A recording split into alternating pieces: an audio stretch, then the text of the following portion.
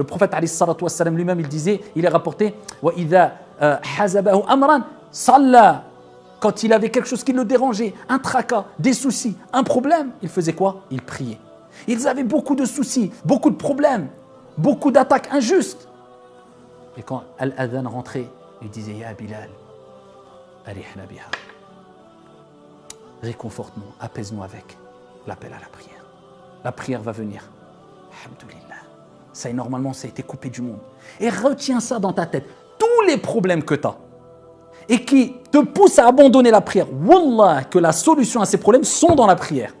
Mais il faut que tu prouves à Allah que je sais pertinemment, ya Allah, qu'en donnant priorité sur ton adoration que tu aimes le plus, c'est toi qui vas résoudre mes problèmes à côté.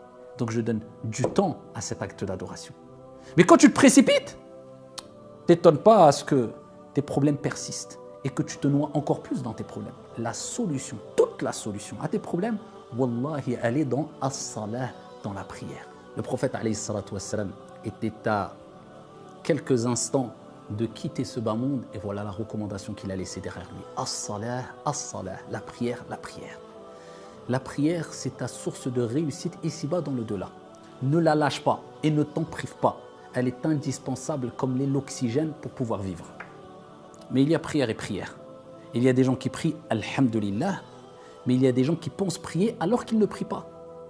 Ils prient pour rien, peut-être depuis 10 ans, depuis 20 ans, depuis 30 ans, depuis 60 ans et plus. C'est pas moi qui l'ai dit.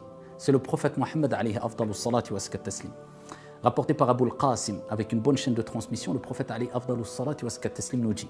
Et là, c'est une mise en garde sur le fait de ne pas être négligent avec l'acte d'adoration pratique le plus important et le plus aimé auprès d'Allah. C'est pas rien, c'est salah. Inna ar-rajula la yusalli 60 sana ma tuqbalu lahu as-salah. La'allahu yutimmu ar-ruku' wa la yutimmu as-sujud wa yutimmu as-sujud wa la yutimmu ar-ruku'.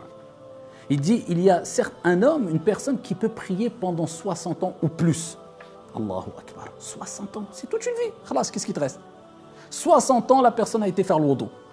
60 ans, la personne s'est présentée devant Allah subhanahu wa ta'ala en faisant la prière. Mais ce n'était pas la vraie prière.